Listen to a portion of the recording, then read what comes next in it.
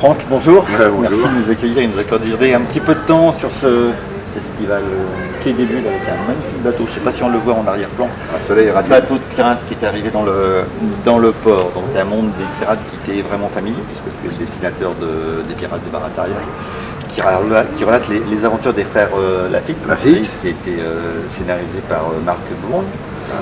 Sur cette nouvelle aventure d'Anne Bonnet qui se passe au large de Nassau, tu es à la fois scénariste et dessinateur. Oui, comme sur la série d'avant, USS Comme Constitution. sur la série USS Constitution, effectivement. C'est un besoin de maîtriser l'ensemble de la création.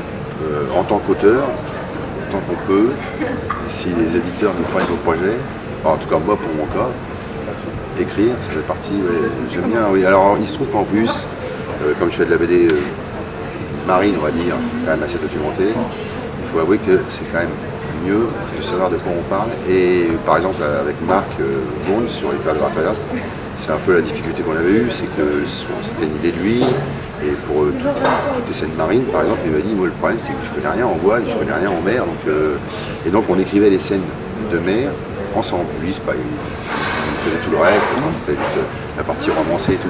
Donc c'est vrai que là, aussi bien pour USS Constitution que pour Anne Bonny, comme je fais de la BD justement plutôt documentée et plutôt réaliste, il vaut mieux que j'écrive moi-même. Parce que bon, Anne Bonny par exemple, je choisis Anne Bonny parce que je décide de parler de la piraterie de 1720. Et que là, quand je démarre un projet au départ, je me dis, alors, la piraterie, si c'est pour aller chercher une carte au trésor tatouée sur un crâne, ça m'intéresse pas trop. Si je veux aborder le sujet de la piraterie, je vais l'aborder sous un autre angle. Je me suis dit, bon, alors, qu'est-ce qu'il y a eu comme pirate, Barbe Noire, machin. Et là, il y a cette femme, ces deux femmes avec Maria Reed, qui sont quand même des êtres assez exceptionnels, parce qu'elles allient la piraterie, le côté libertin de la piraterie, et cette envie de s'émancipation par rapport au Jules de l'homme, qui à l'époque était quand même assez important quand même. Et donc elle a ces deux avantages, et elle a l'avantage d'avoir une vie qui est déjà presque romancée. C'est ce que je dis tout au début du bouquin. Je me demande même si Daniel Defoe n'a pas inventé les personnages, ou voire en tout cas rajouté pas mal à leur histoire. Donc on est sur le récit tumultueux, violent, parfois sordide, il faut le dire. Oui. C'est dur par moments sur certaines cases, avec ce personnage d'Anne Bonny, qui est comme Anne Larouche, non Marie Larouche, pardon, tu l'as dit tout à l'heure. C'est une place comme pirate à Nassau. Est-ce que tu peux nous la présenter? Cette femme remarquable, qui est d'une résilience, en fait, ce qui se passe, c'est que jusqu'à maintenant, à chaque fois que le sujet d'Anne Bonny était traité, souvent, c'était par le biais de podcasts, un peu adressé à des enfants, à la jeunesse. Donc du coup, on édulcorait, c'est normal, on édulcorait son histoire. Moi, je décide de raconter son histoire comme elle est, c'est-à-dire, je la mets sur les vrais bateaux de l'époque, je la mets dans un monde de la piraterie de l'époque, comment on vivait pirate à l'époque, et je raconte ce que Daniel Defoe nous a laissé comme trace. Donc a priori, effectivement, elle a fait une femme assez désinhibée, assez folle, et à qui arrivaient des choses assez sordides. La chose sordide, sans trop le dévoiler, dont vous parlez, j'imagine, c'est quelque chose qu'elle-même a dit, parce qu'à la fin elle s'est fait arrêter, lors de son procès. La seule chose que les historiens ne savent pas, c'est est-ce que ça lui est vraiment arrivé, ou est-ce qu'elle a dit ça pour essayer de s'attirer l'empathie des juges en disant voilà, moi je suis une pirate, mais il m'est arrivé ça on le saura jamais. Donc après, moi je suis auteur de BD, je suis là pour essayer de faire quelque chose qui va intéresser les gens, un peu romanesque. Donc je vais plutôt m'en servir à ce moment-là du récit que de le mettre à la fin dans son procès, où c'est beaucoup plus intéressant, parce qu'en plus ça permet de renforcer la force de caractère du personnage. C'est ce qu'elle dit d'ailleurs par moment. Elle dit j'ai su courir avant que ça a marché. C'est pour montrer la résilience du personnage. C'est juste un personnage hors du commun. Les pirates étaient déjà des personnages hors du commun de toute façon, puisqu'ils acceptaient, elle entre autres, par exemple, c'est une femme qui n'acceptait pas l'autorité du père d'apprendre en premier temps, parce qu'elle se barre de chez son père, parce qu'il venait marier avec quelqu'un qu'elle n'aime pas. Ensuite, elle se marie, elle se rend compte qu'elle est sous la coupe d'un mari, elle ne peut pas supporter d'être sous cette autorité-là non plus. Bon, puis elle n'est pas croyante, toutes les autorités, l'autorité du roi, l'autorité de l'église, tout ça, elle rejette. Donc à cette époque-là, quand on rejette toutes ces autorités-là et qu'on est une femme, c'est le bûcher, ou la piraterie, donc elle s'en de la piraterie. Et donc il y a justement après le truc de... Moi j'aborde l'angle de la piraterie avec le but de raconter vraiment ce qu'était leur... On a beaucoup d'imaginaire qu'on a en fait de la piraterie. Il a été créé par Hollywood et par les premiers peintres que j'aime beaucoup, hein, comme Howard Pyle et tout, qui en ont fait une imagerie, une grosse boucle d'oreilles. Et après, tout le monde a pris ça pour argent comptant. Il y a juste seulement maintenant que les historiens, depuis un peu, quand même 40-50 ans, se sont un peu, des gens comme Lapouche, se sont un peu penchés là-dessus. Et ils se sont rendus compte qu'effectivement, les boucles d'oreilles et les tatouages, c'était pas possible. Les tatouages en 1720, on connaissait les tatouages amérindiens, on ne connaissait pas encore ceux de Tahiti, parce que James Cook n'avait pas encore découvert Tahiti. Donc le gars qui se trimballe avec une tête de mort sur l'épaule, en 1720, c'est juste pas possible. C'est complètement... les boucles d'oreilles, les premières boucles d'oreilles, ça a été vers 1780, c'était les marins qui avaient passé le cap. C'est ceux qu'on appelait les... Donc ils avaient passé le... Et c'était une distinction en fait. Alors je ne sais plus si c'était gauche ou droite, si c'était la marchande ou la militaire, mais bon. Les boucles d'oreilles sur un navire pirate, sur un navire, on manœuvre. On n'arrête pas de manœuvrer des cordages, des boucles, des machins. On va pas se travailler avec des boucles d'oreilles de 10 cm de diamètre aux oreilles, des bracelets et des colliers. C'est dangereux. On se prend un truc, ça arrache l'oreille. Enfin, donc même ne serait-ce que pour le monde dans lequel ils évoluaient, c'était assez peu probable qu'ils soient... effectivement, donc on est très loin de l'imaginaire. On est face au pirate des Caraïbes. Non, en fait, le pirate des Caraïbes, c'est presque l'opposé du pirate de l'époque. Même en allant plus loin, par exemple, les pirates combattaient quasiment jamais. C'est-à-dire quand ils attaquaient un bateau avec un marchand, ils se rendaient, ils payaient leur butin. Souvent ils se laissaient piller et ils repartaient. De toute façon, leurs bateaux les intéressaient pas du tout. C'était souvent des gros bateaux, des brigantins un peu chargés, avec un gros large métro-beau, c'est la largeur du bateau. Eux ils avaient un petit bateau rapide, un des premiers avec une baume derrière, donc ils n'avaient aucun intérêt de prendre le bateau, ils prenaient le chargement par contre. Le seul truc qui est un peu vrai dans l'imagerie des pirates, c'est qu'ils s'habillaient de façon colorée, parce que à l'époque les teintures coûtaient très cher. Donc du coup, avoir des habits de couleur, ça montrait une certaine richesse. Voilà. Quand ils pillaient un bateau où il y avait du tissu intéressant, ils s'habillaient vite. Mais souvent, le manant, on va dire, le Jean du village, était dans des couleurs un peu écrues, parce que c'est peut-être très cher. Quand ils tombaient, par exemple, sur un chargement de bois de campèche, par exemple, un bois qui servait à faire le noir, le soutane, c'était la fête, parce que ça coûtait hyper cher à la revente, c'était très intéressant. Donc, voilà, ils allaient chercher ça, surtout du rhum, du coton, du bois de campèche, et parfois même ils attaquaient des pêcheurs. Ils n'avaient rien à se mettre sous la main, ils attaquaient un bateau de pêche, une petite barque longue, et ils emmenaient tous les poissons, ils les revendaient. Ils faisaient à la fois pirates et contrebandiers. Et lorsqu'il y avait des morts sur un bateau pirate, c'était plus souvent sur la plage, quand ils faisaient un bouton le soir et qu'ils buvaient beaucoup et qu'ils prenaient de l'opium, et qu'une fois énervés, ils se battaient, et comme c'était assez orgueilleux, souvent, ça pouvait terminer très mal. Et quand ils perdaient souvent les pirates, c'était comme ça, plus qu'au combat en fait. C'est comme l'idée de on dit toujours qu'il y en a un truc qui passe comme ça, on dit, quand ils attaquaient un bateau, ils proposaient aux gens du bateau de venir le rejoindre s'ils voulaient faire pirate.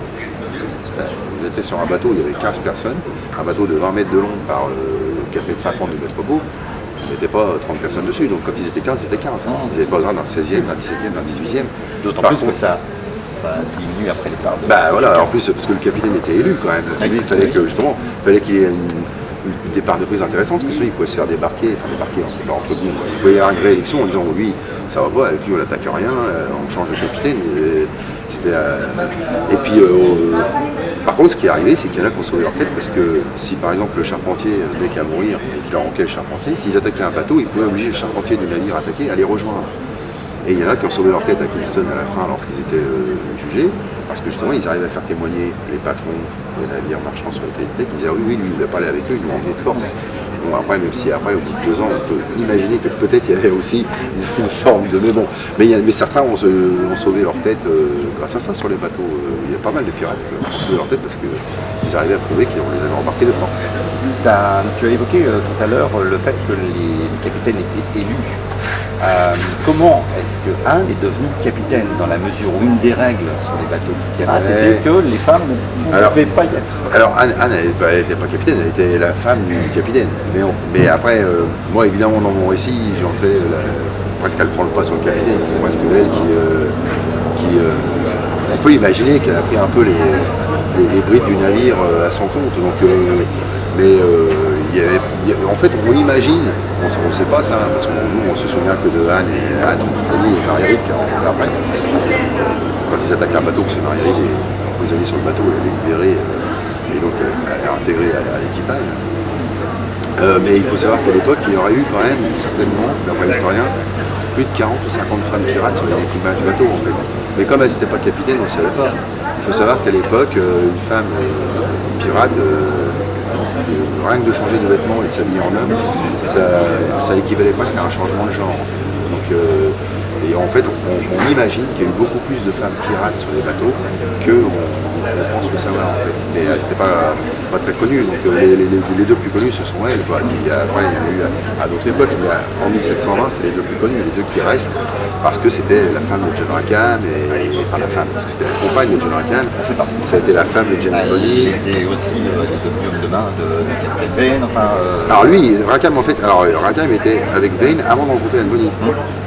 Ils se rencontrent après, hein. Parce que c'est pareil, ça faut faire attention. Par exemple, Anne Bonny n'a jamais croisé Barbe Noire. Ils ne se sont jamais vus. On imagine comme ça, on croit. Barbe Noire, alors. Moi, clairement, la première fois que j'ai rencontré ils ont évolué Anne ensemble, mais ils ont jamais. Alors après, dans des récits, des fois, on les voit se croiser et tout. Mais en vrai, Anne Bonny et Barbe Noire ne se sont jamais croisés. La première fois que j'ai rencontré Anne Bonny, c'était dans une série télé qui s'appelle Black Sails. Ouais, voilà. 2014. Oui. Mais là, justement, dans la série Black Sails, ce qui est pas mal, mais là, ils mélangent tous les pirates. Il y a Calico Jack en même temps que Charles Vane, ils ont tout regroupé, Barbe Noire, ils se sont tous croisés et tout. Donc ça, c'est Barbe Noire arrive un peu plus tard. Oui, un peu plus tard. Mais tout ça, c'est complètement en vrai.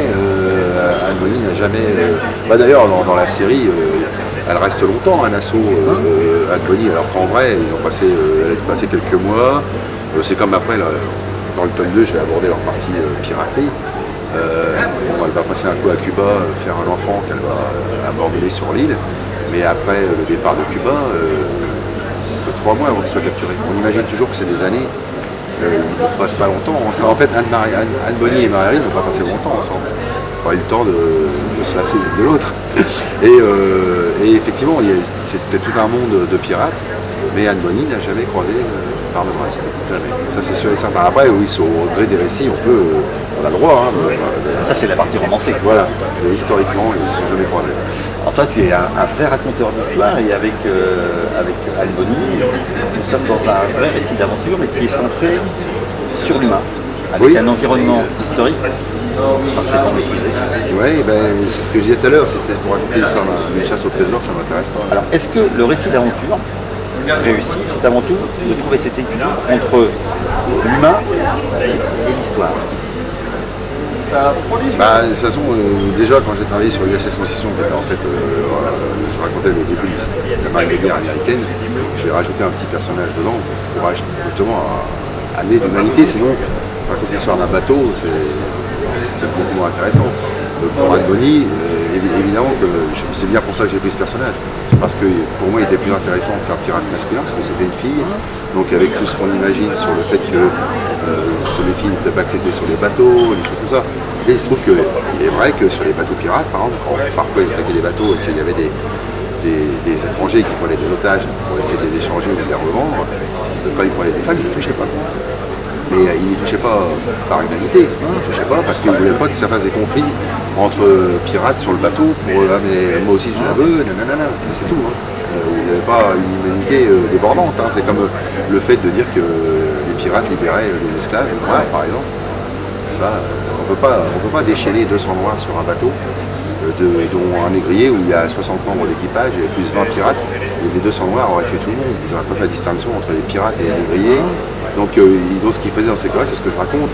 Ils fonctionnaient 10 femmes faciles à garder, qui pouvaient mettre dans le bateau si ça tenait pour un voyage d'une ou 2 journées avant d'aller les revendre. Mais ils ne s'amusaient pas à libérer 200 noirs. Après, ils s'est reparti les négriers avec son. Ah bah de toute façon, tu le dis, enfin tu le voilà. fais, c'est ce que j'essaie. Voilà. Oui, c'est ce que j'ai essayé de. Alors des fois, c'est vrai que c'est un petit peu dur parce que ils inspectaient les noirs pour voir si c'était pas malade parce qu'ils allaient les revendre. Donc tu vois, il fallait. c'était... oui, c'est vrai que c'est un récit assez dur, assez cru, mais bon, c'était la vie de cette époque-là. Est-ce qu'on en sort relativement indemne d'un tel récit quand on l'écrit, quand on le dessine sur cette... Parce que la vie des femmes est particulièrement violente, c'est la force qui prime, la force elle est du côté des hommes, tu l'as dit tout à l'heure. Il y a des images dans l'album, et je pense qu'elles sont nécessaires obligatoirement pour comprendre la vie et l'évolution d'Anne Bonny. C'est parfois un peu difficile. C'est la vie des femmes en Afghanistan en ce moment, à l'époque. Voilà, c'était ça en fait, en gros, à peu près. Donc moi non, c'est pas difficile parce que justement, j'en fais une femme tellement forte et qui passe par-dessus tout ça que du coup, c'est plutôt grisant à écrire. C'est plutôt, même sans, alors, je sais pas si tout le monde le sait, mais lorsqu'elle est arrêtée à la fin et que John Rackham me demande à venir la voir une dernière fois, entendu, elle lui sort quand même. Si tu t'es battu comme un homme, ça t'aurait évité de mourir comme un chien. Enfin, c'est quand même une femme assez particulière quand même. C'est quand même. C'est pour ça que je dis rapidement, je pense qu'elle a pris le dessus sur le bateau.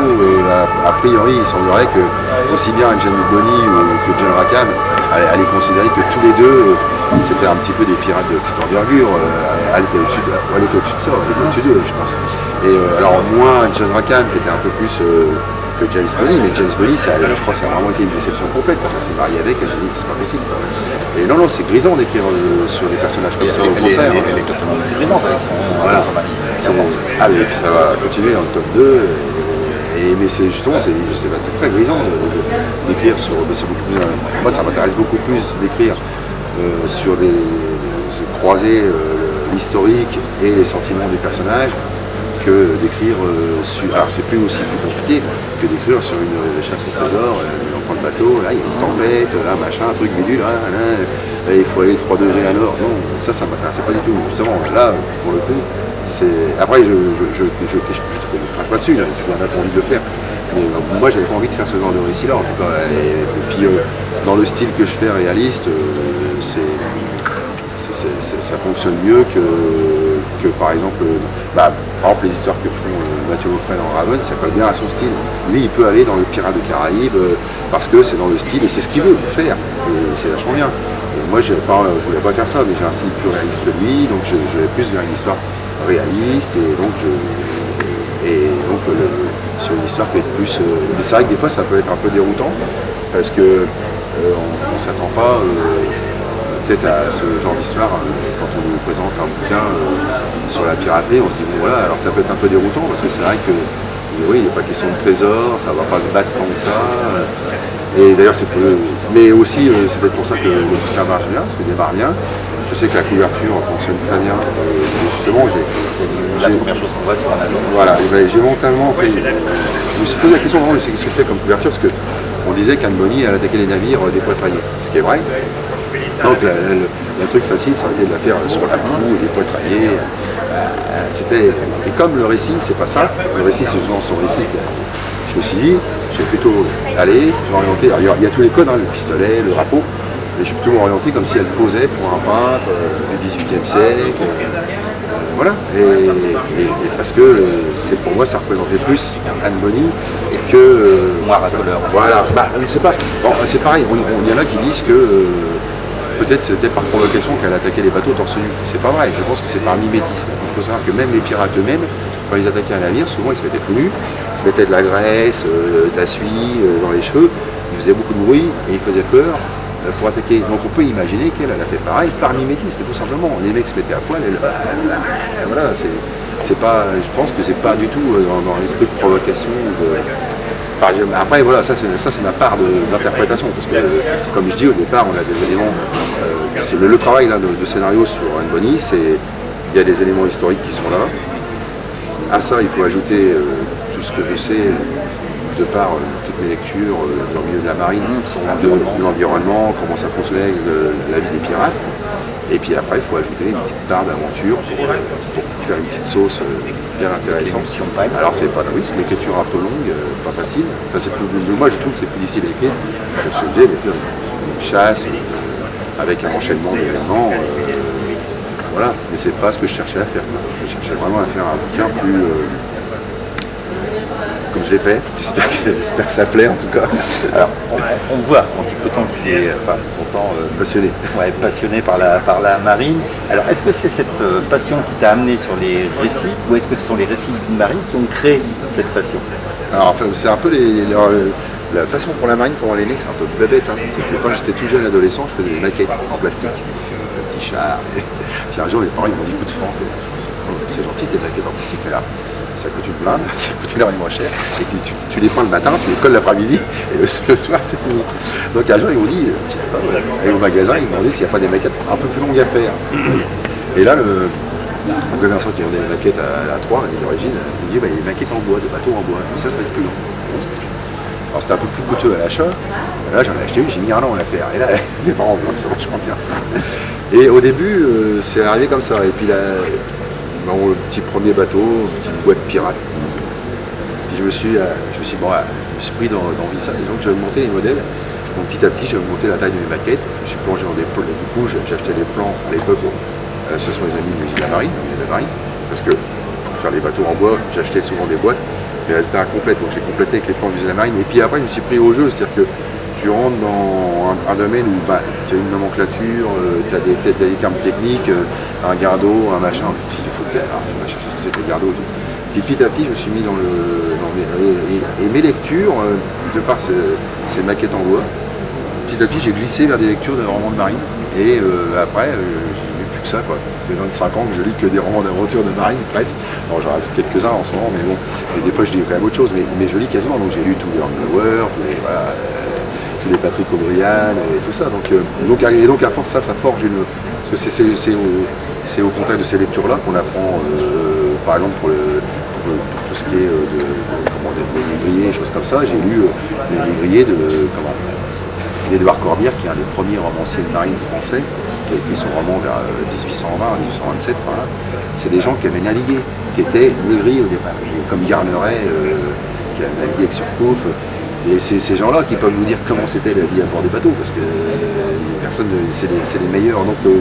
Donc c'est vraiment après une documentation qui mélange des monographies de navires et de la documentation personnelle. Quand j'ai commencé l'USS Constitution, je me suis dit tiens, si je raconte l'histoire de ce fleuron de la marine de guerre américaine, le premier truc à faire c'est de trouver et d'acheter. Donc j'ai acheté la monographie de l'USS Constitution.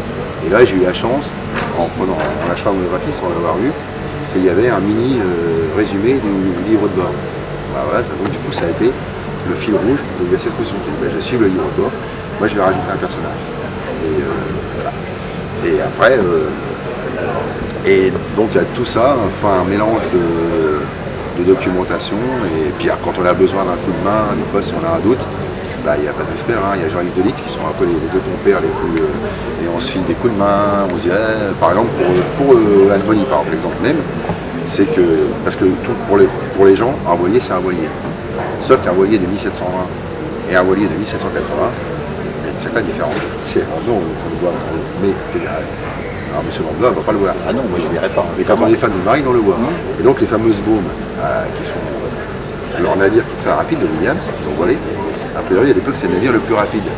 Bon, moi j'ai rien sur le Williams. Je sais que ça s'appelle Williams. J'ai aucun tonnage, j'ai aucune taille. D'accord, pas de documentation. Voilà. Par contre, je sais que quand ils se font arrêter et capturer à la fin, ils sont 15 sur le navire.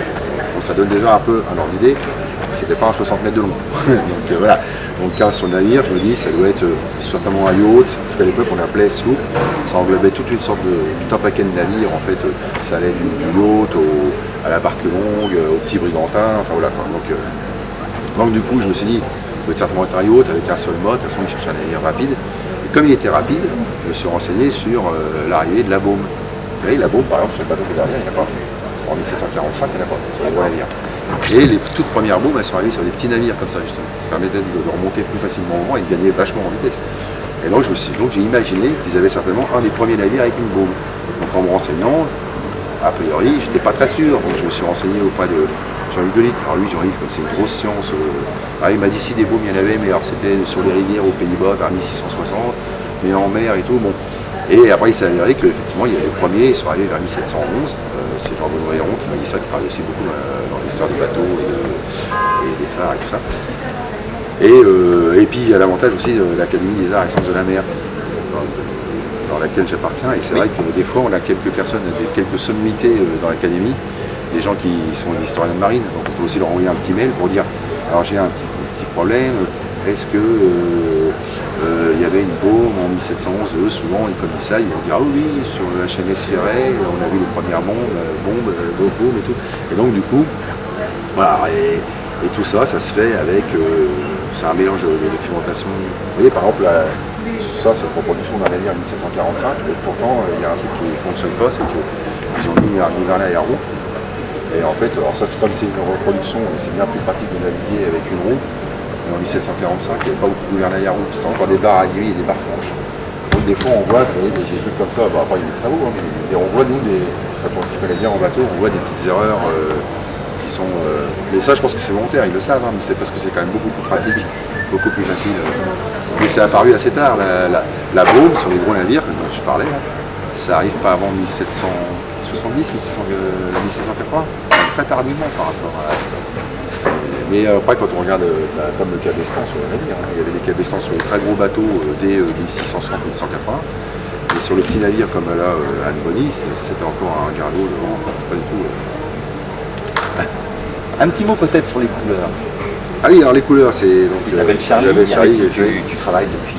depuis longtemps déjà. Ouais, depuis qu'elle a arrêté un peu ses livres jeunesse, parce qu'elle faisait des livres jeunesse au départ, mais c'est compliqué le métier d'auteur jeunesse. Et donc j'avais essayé pendant longtemps de la convaincre de faire des couleurs, mais elle ne voulait pas, parce qu'on est aussi en couple, genre c'est ma compagne.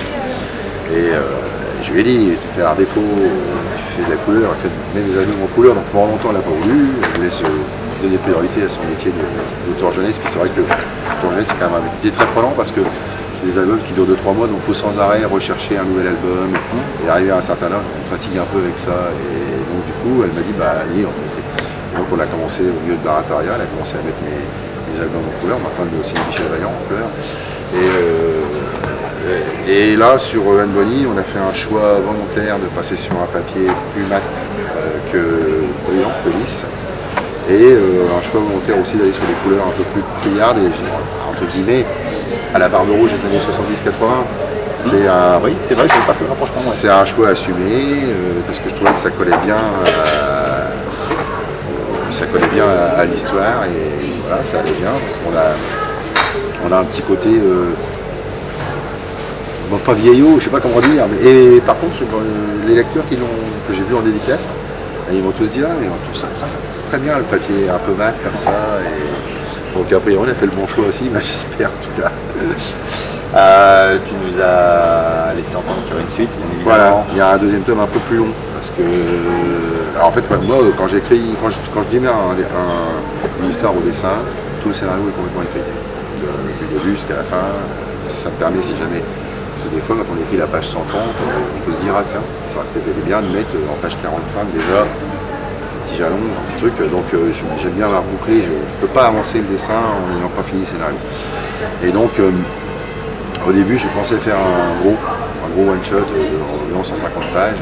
Après, bon, les gens ils m'ont dit, non, on préférait que tu sépares en 2 tomes. Ça apparaît toujours pareil, sur l'amortissement. Et donc, du coup, je ne pouvais pas le couper en deux, parce qu'une fois que le scénario est écrit, on ne le coupe pas comme ça d'un seul coup. En deux, ça ne tombait pas très bien.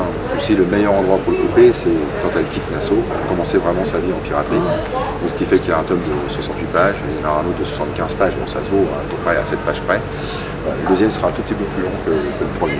Voilà. Et comme ça, le deuxième est vraiment sa partie en mer, parce que bon, il y a quand même tout un truc, c'est que a priori, James Bonny aurait dit, on fait passer le message à John Rackham, Il allait la retrouver. que tant que Anne Bonny serait sur son navire, à John Rackham, elle lui appartenait. C'est une façon de parler très sympathique à l'époque, mais que si jamais Anne Bonny descendait à terre, il la récupérerait, et qu'elle ne lui appartiendrait plus. Donc, moi je joue tout le tome 2 sur ça, comme si elle était un peu, parce que je suis obligé de romancer justement comme si on mettait un prix sur sa tête pour essayer de la récupérer. Et moi après toujours pareil, c'est en fonction des événements qui sont passés, je suis les événements. Ça va être un peu plus un petit peu un petit peu moins documenté historique sur le tome 2 parce qu'on a un petit peu moins de choses. Ça va être plus basé sur sa relation avec Marie-Rine, parce qu'elle va commencer une relation avec Marie-Rine. Ouais, j'étais assez désinhibé, je pense quand même pas que je vais faire un couple à 3. Je pense qu'on verra comment ça se passe, surtout historiquement on n'en est même pas sûr. Donc, on est sûr qu'elles se sont rencontrées. Est-ce qu'on est sûr qu'elles aient fait aient eu une aventure amoureuse ensemble? C'est fort possible, parce qu'il faut dire aussi un truc que j'ai pas dit, par exemple, parce que souvent ça casse un peu le mythe, je l'ai dit des fois en dédicace, mais qu'il y a beaucoup de pirates qui étaient homosexuels en fait. Alors c'était une sorte d'homosexualité différente, c'est ce qu'ils appellent le matelotage. Oui. En fait, le capitaine est marié sur le bateau, ça n'avait rien d'officiel, c'était pas dans l'église. Et donc une fois que les pirates étaient mariés, deux hommes, ils se vouaient de se protéger l'un et l'autre, c'est le combat. S'il y en avait un qui mourait, l'autre héritait de tout ce que l'autre laissait. Et sur le navire, ils avaient des pratiques sexuelles. Parce qu'évidemment, ils partaient des fois 3 mois en mer. Ce qui n'empêchait pas que si jamais ils allaient dans des ports où on les acceptait, alors il y en avait beaucoup, on avait l'assaut, l'île de la Tortue, et s'il y avait une auberge avec des prostituées, je ne dis pas qu'ils n'allaient pas à la fille, hein, comme on dit, mais il y avait quand même pas mal de pratiques homosexuelles sur le navire. Ils faisaient des pratiques sexuelles entre eux. Voilà. Merci Plein de beaucoup, choses. Franck, pour ce discours. Il y a un paquet de choses à dire sur les... passionné. Ouais, je sais. Bon, on se revoit pour le tome 2. Eh ben, on se revoit pour le tome 2, il va pas arriver tout de suite, il va arriver comme janvier 2026. On va être patient. Voilà, de toute façon, je préférais prendre. Ce que j'étais dans le tome 1 à bien démarrer, donc je préfère prendre mon temps et essayer de faire une belle réussite sur le deux tomes. C'est dommage de gâcher un tome. Merci. Merci. Merci beaucoup. Non, au revoir.